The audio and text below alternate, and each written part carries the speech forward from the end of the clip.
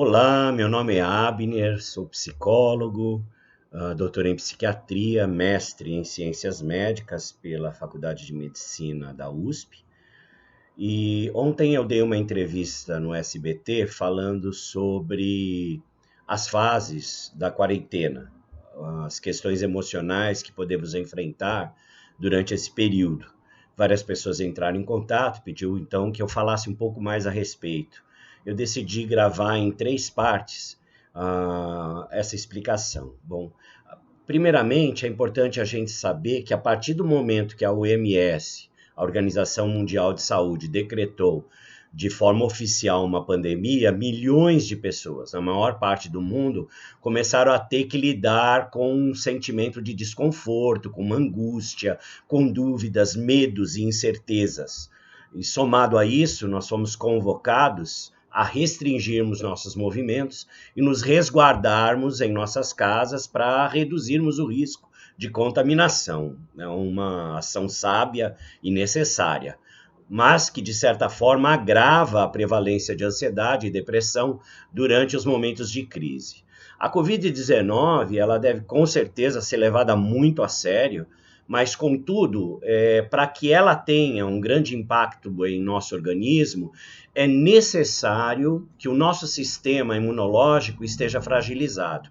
Por isso é importante pontuar que o estresse, a preocupação, a solidão, a falta de sentido e significado para a vida, o vazio espiritual, a insônia, são também gatilhos que viabilizam o surgimento de transtornos ansiosos e depressivos nas pessoas. Somos seres sociais, né? Não podemos esquecer isso. O nosso cérebro precisa se conectar com as outras pessoas. Você quer uma prova disso?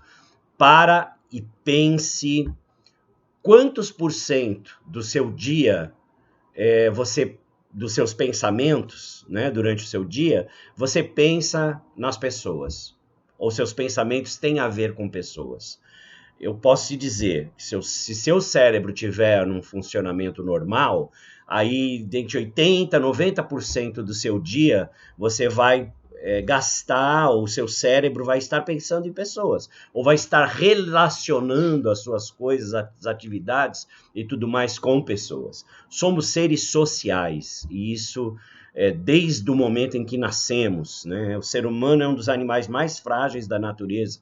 Assim que ele nasce, ele precisa do colo da mãe, da proteção, desse cuidado, né, que vai garantir a sobrevivência desse ser. Por isso, nesse momento de isolamento, um dos maiores estressores é sentir solidão, né? E preste atenção, você pode estar só e não ter solidão. Pode estar com várias pessoas e sentir solidão. Existe uma diferença entre solidão e solitude. A solidão é um desconforto que você sente por estar só, por se sentir só. A solidão é uma angústia, ela chega à beira de uma aflição muitas vezes. E a solitude, não, você pode estar só e estar se sentindo bem. Às vezes é uma escolha que você faz em procurar um lugar para estar só, para refletir, para pensar, para meditar, enfim. Então, uma coisa, a solidão te traz aflições e sofrimentos, e a solitude, por outro lado, não. Para você ver o quanto essa questão é importante, o Reino Unido tem uma pessoa no Ministério da Saúde para trabalhar exatamente a questão da solidão. Por quê? Porque pessoas que são acometidas pela solidão, elas têm mais possibilidades de adoecimento. E a gente vai ver um pouco mais sobre isso. Agora, é importante que a gente frisar, né, que nesse momento de quarentena, em que estamos em nossas casas, em que reduzimos as nossas conectividades presenciais, isso pode trazer um quanto de estresse negativo, né? Uma quantidade de estresse, ela é positiva. Ela se torna negativa quando, de alguma forma, ela é excessiva e te torna disfuncional ou te torna extremamente preocupado e, enfim, gerando em você sintomas que a gente vai falar num próximo bloco. Tá? O estresse excessivo, ele promove a liberação de hormônios que alteram o nosso estado corporal. O principal hormônio que está relacionado ao sistema de resposta é o cortisol. A concentração de cortisol no sangue, ela aumenta abruptamente após a ativação do eixo hipotálamo, hipófise adrenal, que ocorre no período de estresse e de depressão clínica. E isso abaixa a sua imunidade e te torna mais propenso a infecções e inflamações. Encontrar meios de gerir a ansiedade protege não só a saúde mental, como também permite que estejamos aptos a operarmos com foco, prudência, discernimento e criatividade diante dos gigantes que temos que combater e que enfrentar diariamente. De acordo com as observações realizadas na quarentena, muitos fenômenos comportamentais e emocionais são desencadeados. E para lidarmos com eles, é importante que a gente os conheça. Conhecereis a verdade e a verdade vos libertará. Quando nos conhecemos e conhecemos a verdade sobre os fatos que nos acometem, sobre os nossos comportamentos e emoções, temos grande possibilidade de mudar. Nós só mudamos aquilo que conhecemos. Por isso é importante que a gente conheça essas fases para que a gente possa estar ciente delas e aí fazer um movimento à mudança, né? Vale pontuar que ao enfrentarmos a quarentena, a gente vai passar por essas questões, e elas são comuns entre nós. A primeira semana, ela é preocupante, mas ela é mais leve.